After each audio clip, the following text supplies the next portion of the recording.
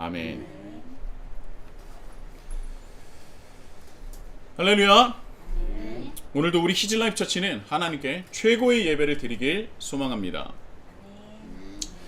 나는 부활이요 생명이니 나를 믿는 자는 죽어도 살겠고 무릇 살아서 나를 믿는 자는 영원히 죽지 아니하리라. 이것을 내가 믿느냐? 우리가 신앙생활을 조금이라도 했다면 몇 번은 들었을 법한 굉장히 유명한 말씀이기도 하고요, 중요한 말씀입니다. 설교나 여러 성경 강의에서 자주 인용되는 말씀이죠. 여러분들은 이 말씀처럼 예수 그리스도를 부활이요 생명으로 받아들이고 계십니까? 부활과 생명, 이 말씀을 본다면 이 부활을 먼저 언급하시는 것을 보아서는 이 부활이 굉장히 중요하다 여기시는 것 같습니다. 이 부활에 대해서 더욱더 무게를 두고 계시는 것 같아요. 그렇다면 부활이라는 것은 무엇입니까? 첫 번째로 이 부활에 전제가 있다고 말씀을 드렸어요. 이 전제가 무엇입니까? 부활의 전제가 무엇이라고 했어요? 죽음이라고 했죠. 죽음이 없는 부활은 있을 수가 없습니다. 이 부활이라는 것은 전제가 무엇이냐? 어떠한 존재가 죽음을 경험해야 한다는 거예요. 그렇다면 죽음을 알아봐야 합니다. 이 죽음이라는 것은 무엇입니까? 이 죽음에 대해서 우리는 그냥 사람이 태어나면 당연히 죽는 것이지, 태어남이 있으면 죽는 것도 있고 삶이 있으면 삶이 끝나는, 그 여정이 끝나는 죽음이 당연히 있지, 이렇게 끝날 것이 아니라 성경에서 말하는 죽음이 무엇인지를 우리는 생각해 봐야 한다는 것입니다. 원래 하나님께서 이 세상을 창조하셨을 때 죽음이라는 것은 존재하지 않았습니다. 그러나 죽음이라는 것은 하나님의 명령을 어겨 인간이 받은 형벌이에요. 하나님께서는 분명히 말씀하셨습니다. 창세기 2장 17절이에요. 선악을 알게 하는 나무의 열매는 먹지 말라. 내가 먹는 날에는 반드시 죽으리라 하시니라. 그러나 아담과 하와는 하나님께서 반드시 죽으리라 라고 하셨었던 하나님의 그 명령, 그리고 하나님과의 약속을 어겨서 그들은 죽음을 경험하게 되었고, 그리고 하나님과 분리되었습니다. 여기서 중요한 것이 무엇이냐? 하나님께서 아담에게 말씀하신 것은 명령이기도 하지만 하나님과 아담이 맺은 언약이라는 거예요. 이 언약이라는 것은 무엇입니까? 쌍방간의 합의하에 맺어진 거예요. 누군가의 일방적인 명령으로 이루어진 것이 아니라는 겁니다. 그러니까 명령을 했다면 기계적으로 명령을 전달하고 명령을 받은 자가 그 명령을 수행하는 것, 이것은 명령일 수 있지만 언약은 그렇지 않다는 겁니다. 하나님께서 우리에게 기계적으로 말씀하시고 기계적인 움직임과 행동을 원하셨다면 그냥 스위치를 누르면 자동적으로 옮기는 로봇처럼 우리를 생각하시고 로봇처럼 우리를 움직이셨을 거예요. 그러나 하나님은 그런 존재로 우리를 선택하고 창조하시지 않았다는 겁니다. 아담, 즉 인간에게는요, 자유의지를 주심으로 스스로 결단하여 지켜 행하기를 바라셨던 거예요. 그리고 그것을 결단하여 지켜 행할 수 있는 힘과 능력을 뭐라고 말씀하시냐? 바로 그것이 하나님의 형상이라는 것입니다. 그래서 하나님께서 이 창세기 2장 17절의 말씀을 명령이기도 하지만 더 정확하게 말해서 하나님과 아담이 맺은 언약이라고 보는 것입니다. 즉 하나님과 아담은요, 언약적 관계라는 거예요. 일방적인 관계가 아니라는 겁니다. 이것이 매우 중요하고 또 기독교의 핵심 중에 하나라고 할 수 있습니다. 하나님과 아담은 최초의 언약적 관계였습니다. 단순한 명령이 아니라 서로 깨지지 않을, 그리고 깨지지 말아야 할 언약적인 관계라는 거예요. 하나님이 명령하시면 기기적으로 따라야 하는 그런 일방적인 관계가 아니라 상호 호환적인 그런 존재와 관계가 하나님과 아담, 그리고 하나님과 지금 우리와의 관계라는 것입니다. 그 언약적인 관계를 지키기 위해서는요, 서로 절대적인 사랑과 신뢰를 가지고 있어야 돼요. 그런데 그것을 아담이 깨어버린 것입니다. 그리고 그가 죄를 짓게 되었고 그 죄가 결국 하나님과의 언약을 깨어버리고 분리하게 된 것이고 결국 언약과의 분리는 바로 죽음을 뜻하게 되는 겁니다. 죽음은 죄의 결과이고 죄는 하나님과의 언약적 분리이며 하나님에 대항하여 하나님과 맞서면서 사는 자기 폐쇄적인 삶이다. 제가 지난주에 이 말씀을 드렸습니다. 김혜곤 교수님께서 하신 말씀이죠. 그러니까 이 죄라는 것은요, 하나님과의 언약적 분리를 말하는 거예요. 언약적 분리는 곧 하나님에 대한 저항이자 하나님을 대항하는 것입니다. 그리고 결국 그 저항이자 대항은, 하나님을 향한 저항과 대항은 곧 죽음을 받게 되고 죽음에 이르게 된다는 것이죠. 하나님의 형상이라는 것은 누차 말씀드리지만 하나님의 뜻을 깨닫고 하나님 뜻대로 이 세상을 통치하는 대리 통치자를 뜻하기도 합니다. 다시 강조하여 말씀드리지만 하나님의 뜻을 깨닫고 하나님 뜻대로 통치하는 것이 바로 하나님의 형상이에요. 그런데 만약 우리가 자신이 권력을 가지기 위해서 하나님을 이용하거나 하나님의 말씀을 인용하는 것은, 그렇다면 하나님의 형상이 맞습니까? 아닙니까? 아니라는 거예요. 내가 아무리 하나님을 인정하더라도, 하나님의 존재를 인식하고 인정하고 있더라도 우리가 하나님의 뜻대로 살아가고 하나님 뜻대로 이 세상을 대리 통치하지 않는다면 그 사람은 하나님을 믿는 사람이 아니고 하나님과의 언약적 관계가 아니라는 겁니다. 오히려 하나님과 대항하고 하나님께 저항하는 존재라는 거예요. 그래서 그것은 하나님의 형상이 아니라 자기 형상이다라고 말씀드린 겁니다. 하나님의 형상의 반대가 무엇입니까? 자기 형상이에요. 하나님과 상관없이 자기를 위해서, 자기 자신의 안위와 즐거움과 행복과 기쁨을 위해서 살아가는 것, 그것이 바로 자기 형상적 인간이라는 겁니다. 이것은 단순한 것이 아니라 이것이야말로 하나님과의 언약적 분리를 뜻하는 거예요. 왜 자기를 위해서, 자기 안위와 즐거움 그리고 기쁨을 위해서 살아가면 안 되냐라고 물으실 수 있습니다. 그런데요, 그렇게 말씀하시는 분들에게 이런 말씀을 드리고 싶습니다. 먼저 이 세상에 하나님 뜻대로 살아가는 사람이 있습니까? 있다면 몇이나 될 것 같습니까? 여쭤보고 싶고요. 별로 없는 것 같은데요? 말씀을 하신다면, 그러니까 지금 반대로 이 세상에서 살아가는 사람들이 대부분 어떻게 살아가는 겁니까? 네, 자기 형상적으로 살아가고 있는 것이죠. 자기의 안위와 즐거움 그리고 기쁨을 위해서, 자기의 이익을 위해서 살아가고 있습니다. 그런 세상이 지금 우리가 살아가는 이 세상이 정말 그런 세상인데, 정말 이 세상에 기쁨과 행복과 정의와 공의가 넘쳐나고 있습니까? 왜 내가 내 자신의 기쁨과 행복과 나의 이익을 위해서 추구하면서 살면 안 됩니까? 라고 물은다면, 그래서 이 세상이 어떻게 됐냐고 저는 반문하고 싶어요. 그런 사람들이 80억 명으로 정말 가득 찬 이 세상이 정말 기쁨이 넘칩니까? 공의가 넘칩니까? 정의가 넘칩니까? 정말 지금 이 세상이 어떻게 돼가고 있냐고요. 왜 나는 그렇게 살면 안 됩니까? 라는 물음에 저는 이렇게 대답하고 싶은 거예요. 그래서 세상이 살만합니까? 오히려 그런 생각이 똘똘 뭉쳐서 이렇게 힘들고 자기 파괴적이며 서로의 희생을 요구하며 자기 이익에 따라서 남의 희생을 정당화하고 있는 세상이 도래한 것 아닙니까? 여러분, 죄성이라는 것은요, 어떤 특징이 있냐면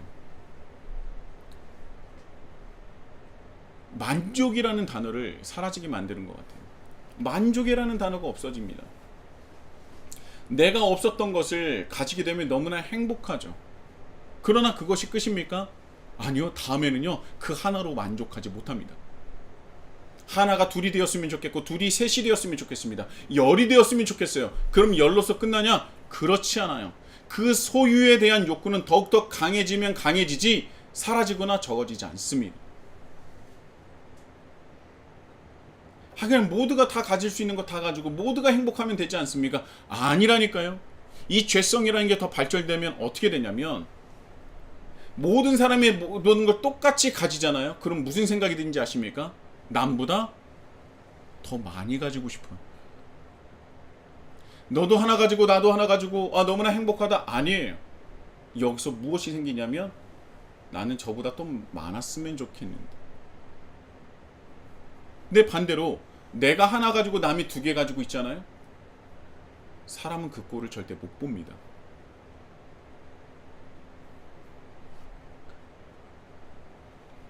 그래서 내가 나 자신을 위해서, 내 기쁨을 위해서, 내 행복을 위해서 살아가는 것이 뭐가 나쁩니까? 그 말이 너무나 맞는 것 같지만, 그러니까 이 세상을 보세요. 그렇게 살아가는 수십억 인구가 살아가는 이 세상을 보시면 답이 나와 있지 않습니까? 하나가 있으면 두 개가 있고 싶고, 둘이 있으면 셋이, 열이, 100개. 아니요, 만족이 없습니다. 그리고 나서 끝에는 뭘 느껴요? 공허함을 느낍니다. 내가 가질 수 있는 만큼 가졌는데 뭔가 채워지지 않아요. 왜냐하면 우리가 본질적으로 하나님의 형상으로 지음을 받았기 때문에 하나님과의 언약적 관계가 분리되면은 좋은 것 같지만 결국은 채워지지 않는 그 죄성으로 말미암아 우리 인생은 자기 파괴적이고 자기 폐쇄적인 삶을 살아갈 수밖에 없게 된다는 겁니다. 그런데 이 많은 것들이 없어질지라도 살아계신 하나님이 나와 함께 하시고 내가 하나님을 위한 삶을 살아가며 하나님과의 언약적 관계가 깨지지 않고 그것을 유지하면서 살아간다면 내 손에 하나만 있을지라도 만족하고 감사하며 살아갈 수가 있다는 거예요.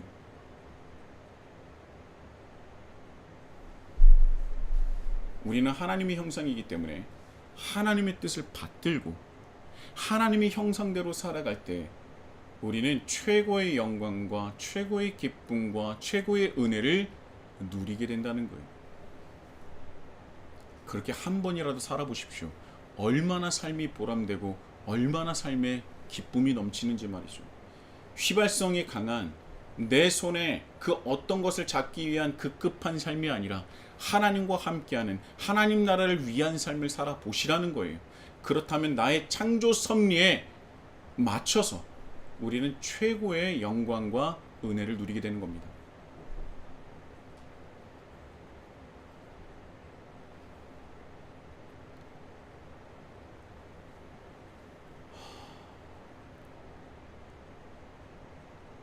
하나님께서 원하시는 그 삶을 하나님과의 그 언약적 관계를 붙들어매는 그런 놀라운 그 은혜를 누리며 사시는 우리 히즐라이프 처치가 되시길 예수님의 이름으로 축복합니다. 자, 우리는 본문 말씀으로 들어간다면 자, 이제는요 마르다가 아닌 마리아가 예수님께서 부르신다는 말씀을 듣고 예수님께 나아갑니다. 갑작스럽게 마리아가 나가니까 오라비인 나사로의 무덤에 가서 곡하려나 보다라고 하면서 같이 있었고 마리아를 보던 사람들도 함께 나가게 돼요. 그런데 마리아가 그 나사로의 무덤으로 가는 것이 아니라 가만 보니 예수님 앞에 나아갑니다. 그때 예수님께 나아간 마리아가 얘기해요. 32절입니다. 주께서 여기 계셨더라면 내 오라버니가 죽지 아니하였겠나이다. 마르다와 비슷한 말을 하죠. 좀처럼 자기 감정을 드러내지 않으셨었던 예수님께서 울고 있는 마리아와 또 그를 따라온 그 유대인들을 보면서 슬퍼하고 안타까워하시고 불쌍히 여기셨다고 합니다. 비통히 여기셨다 그래요. 자, 비통히 여기시고 불쌍히 여기시는 그 예수님이 그 마음을 가지고 한마디 하십니다. 그를 어디에 두었느냐? 주여 와서 보옵소서. 이 말에 예수님께서 급기야 눈물을 흘리십니다. 마르다와 마리아 그리고 이 남매들을 사랑하여서 함께 슬퍼하는 이들을 보면서 그들과 함께 눈물을 흘리시죠. 예수님께서 슬퍼하시는 이들과 함께 눈물을 흘리시는 분입니다. 예수님의 눈물에 대해서 나중에 한번 정리해가지고 한번 설교하는 그런 은혜를 나눈 시간을 가졌으면 좋겠어요. 어찌됐든 오늘 말씀에 예수님께서 눈물을 흘리십니다. 그리고 눈물을 흘리시는 예수님의 모습을 보고 많은 유대인들이 예수라는 사람이 나사로를 진심으로 사랑하고 아꼈구나라는 것을 그들 또한 느끼게 돼요. 그런데 꼭 사람 중에는요, 삐뚤어진 사람이 있습니다. 삐뚤어진 사람이에요? 아니죠. 아니길 바랍니다. 꼭 잘 나가다가 꼭 삐뚤어진 사람이 있어요.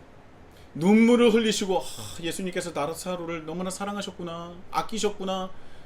그런데 그렇게 그냥 공감하면 되지 한 소리를 하는 사람이 나타납니다. 맹인의 눈을 뜨게 한 이 사람이 그 사람은 죽지 않게 할 수 없었더냐 라고 하면서 비꼬죠. 눈물을 흘리고 계신 예수님을 비꼽니다. 이렇게 심사가 배배 꼬인 사람들이 있어요. 이런 사람은요, 앉아있으면 왜 앉아있냐고 일어나라고 하고요, 일어나면 왜 부산스럽게 일어나 있냐라고 하면 저쪽으로 나가라고 합니다. 그리고 저쪽으로 가 있으면 참 쓸모없다라고 하면서 뭐라고 해요, 내 앞에서 사라지라고 합니다. 그래서 사라지라고 해서 나갔더니 나가라니까 진짜 나가냐 뭐 이래. 이런 사람은 답이 없습니다. 어우 주여 주여. 자, 그런 사람은 그냥 믿고 걸으면 됩니다. 자, 어찌됐든 이런저런 사람을 뒤로하고 예수님은요, 자신이 할 일을 감당하십니다. 비통히 하시며 돌로 막혀있는 무덤의 돌을 옮기라고 말씀하십니다. 자, 근데요, 일단 죽은 자의 무덤의 돌을 옮기라고 하는 것은요, 이게 쉬운 일일까요? 아닐까요? 일단 첫 번째로 돌이 무겁겠죠. 왜냐하면 이 동물들이 와서 시체를 훼손할 수 있기 때문에 동물들이 쉽사리 옮기지 못할 무거운 돌을 그 무덤 앞에 세워놓습니다. 네, 못 들어가요. 일단 돌을 옮기기도 쉽지 않을 뿐더러 망자에 대한 예의가 아니에요. 이것은 망자뿐만 아니라 유족에 대한 그 모욕감을 줄 수 있는 위험한 행동입니다.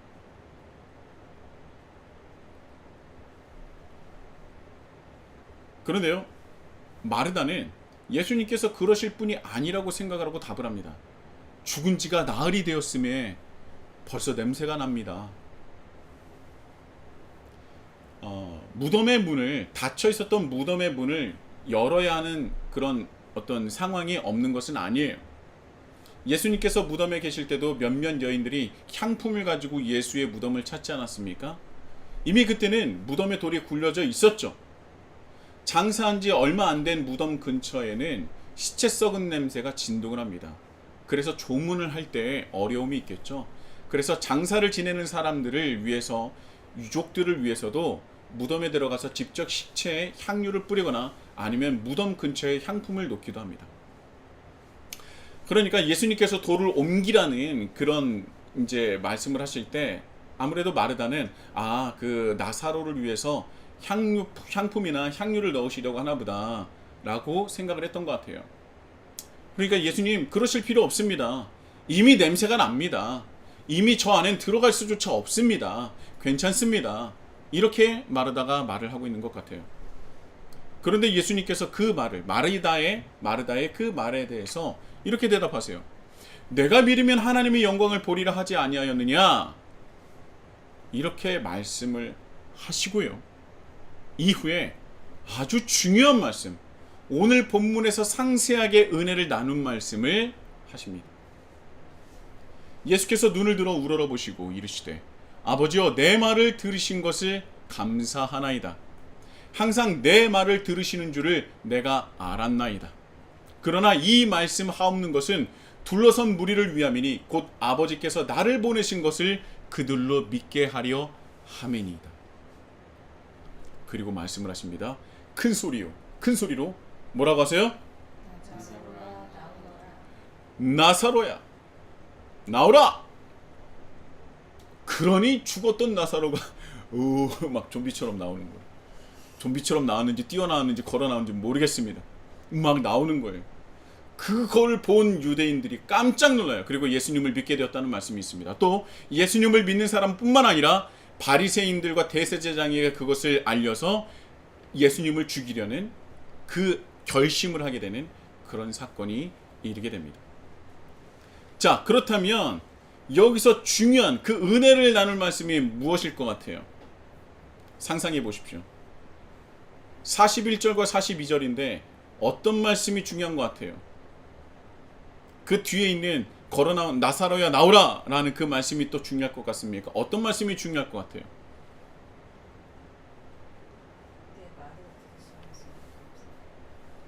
맞습니다. 예수께서 눈을 들어 우러러보시고 이르시되 아버지여 내 말을 들으신 것을 감사하나이다. 항상 내 말을 들으시는 줄을 내가 알았나이다. 그러나 이 말씀을 하옵는 것은 둘러선 무리를 위함이니 곧 아버지께서 나를 보내신 것을 그들로 믿게 하려 함이니이다. 자, 이 말씀 재밌는 에피소드가 하나 있습니다. 제가 예화를 잘 안 하는데 재밌는 에피소드가 있어서 여러분들과 한번 나누고 싶었어요. 제가 전임 전도사로 섬기던 시절이 있었습니다. 제가 그때 섬기던 교회는 새벽 기도를 굉장히 중요하게 여기는 교회였어요. 그래서 새벽 기도를 드리는 성도들이 너무나 많았습니다. 몇천 명이에요. 담임 목사님이 대부분 새벽 설교를 하시지만 담임 목사님이 부재 시에 부교육자가 새벽 설교를 했습니다. 그래서 얼마나 그 새벽 그 강단에 수많은 사람들이 앞에 있는데 그 설교를 얼마나 열심히 준비했겠습니까? 어느 날 새벽에 이 말씀을 가지고 설교를 하시는 저와 다른 전임 전도사님이 계셨어요. 저보다 나이는 훨씬 많으신데 신학을 늦게 시작하셔서 저와 비슷한 기수였습니다.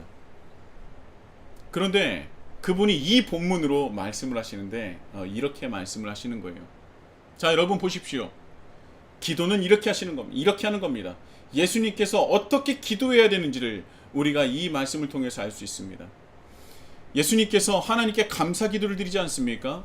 41절에 이미 내 말을 들으신 것을 감사하지 않습니까? 그런데요, 신기하게 아직도 나사로는 살아나지 않았던 상황입니다. 그런데 이미 예수님께서는 믿음으로 나사로가 살아날 것으로 믿고 미리 감사 기도를 드리지 않습니까?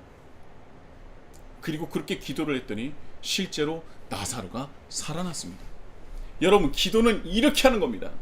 예수님께서 가르쳐 주신 기도법이에요. 이 얘기하면서 웃긴데 예수님께서 가르쳐 주신 기도입니다. 여러분이 간구하실 것이 있다면 주님께서 주실 줄 믿고 미리 감사 기도를 하십시오. 그러면 하나님께서 허락해 주실 겁니다. 근데 그 새벽에 그 전도사님이 앞에 있는 성도분들에게 자, 따라해 보세요 라고 하는 거예요. 주실 줄 믿고 감사 기도하자. 새벽 5시였어요. 다들 정신이 몽롱할 텐데 주실 줄 믿고 감사 기도하자 하니까 사람들이 정말 큰 소리로 주실 줄 믿고 감사 기도 드리자 라고 하는 거예요. 주실 줄 믿고 저한테 완전히 꽂혔어요. 그리고 저는 그 상황이 너무 재밌어서 그 설교를 들을 때 많이 웃었습니다. 그리고 이제 제가 그날 새벽 기도를 마치고 이제 출근을 다시 했죠. 같은 부서였기 때문에 그 전도사님에게 전사님 안녕하세요 라고 하지 않고 제가 이렇게 했습니다. 주실 줄 믿고 라고 하니까 그분이 웃으면서 아이씨 왜 그래 라고 하시는 거예요.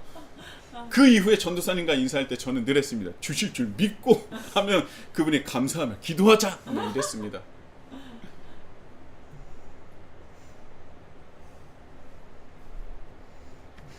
주실 줄 믿고 주실 줄 믿고 감사하며 기도하면 됩니까? 자, 이 말씀의 원문을 보면요, 이 헬라어로 된 원문을 보면 한글로 번역된 말씀 중에 추가된 단어가 있다는 것을 알게 됩니다. 바로 말이라는 단어예요. 아버지여 내 말을 들으신 것을 감사하나이다. 자, 여기서 원문을 보게 되면요, 말이라는 단어가 없어요. 로고스라는 단어는 굉장히 중요합니다. 요한복음에서는 그 로고스라는 단어가 굉장히 중요하게 쓰이죠. 말이라는 단어를 로고스만 사용하지 않지만 당연히 이 말이라는 것이 중요하기 때문에 사도 요한이 중요하다 여겼으면 말이라는 것을 분명히 썼을 거예요. 그런데 이 말씀 원어에 보면 말이라는 단어가 없습니다. 뭐만 있어요? 나만 있어요. 그러니까 이 원어를 직역하면 이렇습니다. 아버지여 나를 들으신 것을 감사하나이다. 아버지여 내 말을 들으신 것을 감사하나이다가 아니라 아버지여 나를 들으신 것을 감사하나이다 라는 거예요. 유독 이 말씀에 예수님은 말이라는 단어를 사용하시지 않았어요. 아버지요 나를 들으신 것을 감사하나이다. 이 말이라는 중요한 단어, 사도 요한도 로고스라는 것을 얼마나 중요하게 여겼습니까?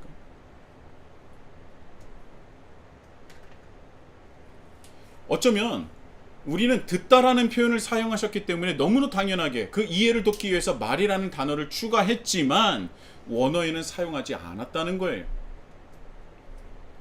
자, 우리가 한 가지 우리가 다시 한번 되새겨야 될 것이 있습니다. 무엇이냐면 요한복음 11장에 나오는 나사로의 부활은 무엇을 뜻한다 그랬어요? 부활하기 위해서는 뭐가 있어야 된다고 했죠? 죽음이 있어야 된다고 했죠. 이 요한복음 11장에 나와 있는 나사로의 부활의 사건은 곧 예수님의 죽음을 뜻합니다. 나사로의 부활은 예수님의 죽음을 뜻하며 죽음의 길, 십자가의 길이 시작점이라고 말씀을 드렸어요. 나사로의 부활은 우리를 살리시려 대속적 십자가의 죽음을 감당하시는 예수님의 그 순종, 그 십자가의 길을 뜻하는 겁니다. 41절의 말씀은 단순히 주실 줄 믿고 내 기도를 들어주실 줄 믿고 정도의 말씀이 아니라는 거예요. 내가 하나님 아버지의 뜻에 따라 순종하여 그 길을 걷는 나를, 내 존재 자체를 늘 받아주시고 들어주시는 것을 하나님께 감사하는 기도입니다. 내 말을 들어주신 것에 감사하는 것이 아니라 나를 받아주시고 나를 들어주시는 것에 대한 감사예요. 예수님 자체를 받아주신다는 그 말씀이 바로 오늘 본문의 말씀이라는 겁니다. 내 존재 자체를 받아주시는 하나님 감사합니다. 내 존재가 무엇입니까? 나사로를 왜 살리려 가시는 거예요? 이 일로 인해서 나사로를 살리는 이 일을 통해서 예수님을 작당하여 죽이려는 것이 시작되었습니다. 바로 십자가의 길의 시작점이 나사로의 부활이라는 거예요. 그 길을, 순종의 길을 걷는 나를 받아주시는 하나님 감사합니다라는 겁니다. 주실 줄 믿고 감사함으로 기도하는 것이 아니라 내 존재 순종하여 하나님의 길을 걷는 나를 받아주시는 하나님 감사합니다라는 기도가 바로 오늘 본문의 말씀이라는 거예요.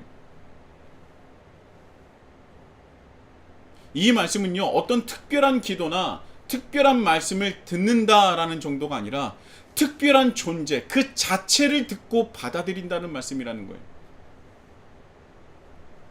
예수님의 특별한 기도를 받았다가 아니라 예수님의 존재 그 자체를 받으시고 들으셨다는 거예요. 다시 한번 말씀드립니다. 어떤 예수님을 받으신 거라고요? 바로 대속적 십자가의 길을 걸으시는, 하나님의 뜻을 순종하여 그 길을 걸으시는 예수님의 존재를 받아주시는 하나님께 감사하고 있다는 거예요. 그렇다면 하나님은 왜 예수님의 그 존재를 받아드시고 들으셨을까요? 왜 예수님의 그 존재 자체를 들으시고 받으신 겁니까? 바로 하나님의 형상의 그 길을 따르고 계셨기 때문입니다. 언약적 관계라는 것. 더 나아간다면 우리가 하나님과의 그 언약적 관계, 하나님의 형상으로 우리가 살아간다면 하나님은 우리의 존재 자체를 받아주시고 들어주신다는 겁니다.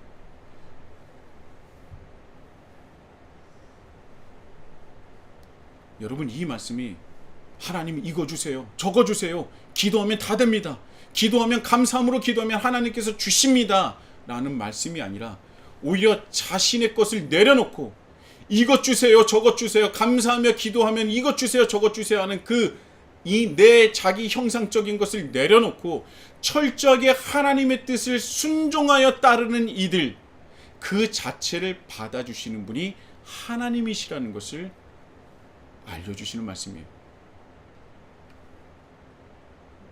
우리는 그저 하나님께 뭔가를 달라는 어린아이와 같은 존재가 아니라 하나님께서 내 존재 자체를 받아주옵소서. 하나님 나를 위한 그 순종의 길을 걷는 가장 큰 영광과 은혜를 누리게 하여 주시고, 하나님의 일하심에 동참하는 그 놀라운 역사에 참여하는 감사함으로 살게 하여 주옵소서. 우리가 그 기도를 드릴 때 하나님은 우리 존재를 받아주시고 우리의 존재 자체를 들어주신다는 겁니다. 이런 표현이 굉장히 독특한 표현이에요. 사도 요한은 이것을 전하고 싶었던 겁니다. 예수님께서 왜 그렇게 말씀하셨는가? 예수님께서 말씀하셨을 그때 당시에는 깨닫지 못할 수도 있어요. 허나 시간이 지나니 예수님께서 말씀하신 하나님 나라가 무엇인지, 하나님께서 계획하신 것에 동참하는 것이 무엇인지를 깨닫게 되자, 그때 예수님께서 하신 그 말씀이 그 뜻이구나 라는 걸 깨닫게 되는 겁니다. 그래서 사도 요한은 말이라는 단어를 사용하지 않고 그 존재를 하나님께 받아주시는 것이 무엇인지, 우리가 감사해야 될 것은 무엇인지, 그렇다면 반대로 하나님께서 우리에게 받아주시고 존재 자체를 받아주시기 위해서 우리가 하나님께 드려야 될 것은 무엇인지를 이 말씀을 통해서 우리에게 전하고 싶었던 겁니다. 하나님께서 우리에게 바라시는 것이 무엇입니까? 원하시는 것이 무엇입니까? 내가 어떻게 해야 하나님 나라를 확장할 수 있겠습니까? 내가 어떻게 해야, 내가 어떻게 살아야, 내가 어떻게 순종해야 하나님과 함께 할 수 있는 것입니까? 이것이 바로 기도라는 거예요. 좋습니다. 주실 줄 믿고 간구하는 거 좋습니다. 그러나 우리가 구해야 할 것은 여기로 갈까요? 저 사람입니까? 저 학교입니까? 저 직장입니까? 이 집입니까? 저 집입니까? 저 땅입니까? 이 땅입니까? 이 건물입니까? 저 건물입니까? 이게 아니라, 하나님, 내가 어떤 사람으로 살아가야 되겠습니까?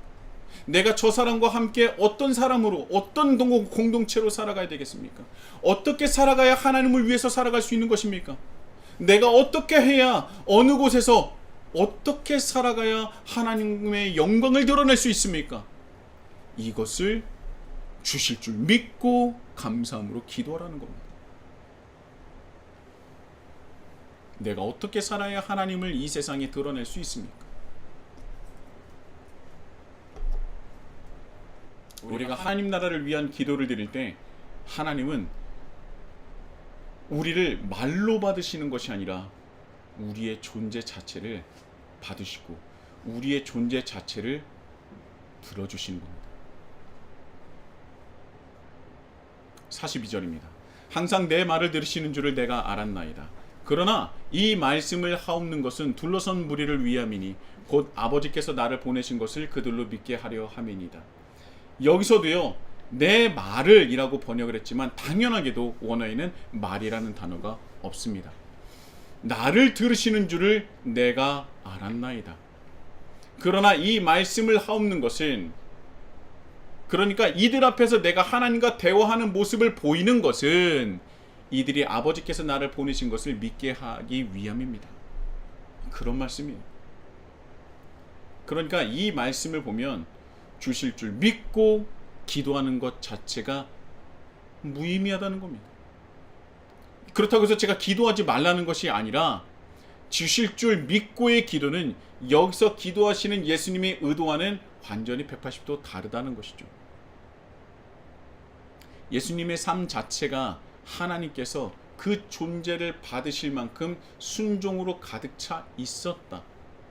그래서 하나님은 예수님 그 존재 자체를 받으시고 들으셨다. 하나님이 예수님이 되고 예수님이 하나님이 되셨다.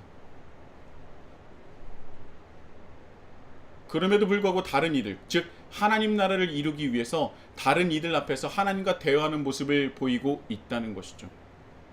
자신이 메시아의 대접을 받기 위해서, 자신이 높임을 받기 위해서 기도하는 것이 아니라 오직 하나님과 하나님 나라를 위해서 순종의 종의 그 모습을 보이기 위해서 기도하셨다는 겁니다. 그러니까 이 말씀을 통해서 우리가 반드시 알고 깨달아야 되는 것이 있어요. 내가 원하는 것을 주실 줄 믿고 감사하며 기도하는 것이 아니라 정말 내 스스로를 한번 돌아보면서 예수님께서 그 순종의 길을 걸으심으로 말미암아 예수님의 그 존재 자체를 하나님께서 받으시고 들으셨다는데, 나 또한 예수님을 따라 그 순종의 길을 걸을 때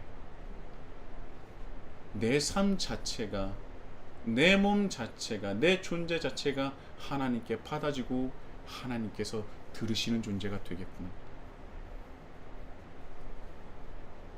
나에게 필요한 것은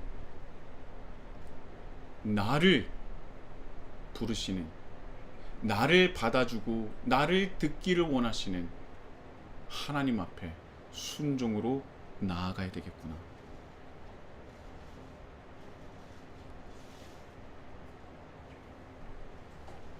말씀을 마치도록 하겠습니다. 우리가 하나님께 드려야 될 기도는 어린아이의 응석 부리듯 하는 기도가 아니라 우리의 자체를 받으실 수 있는, 나를 들으실 수 있는 기도를 드려야 하지 않겠습니까?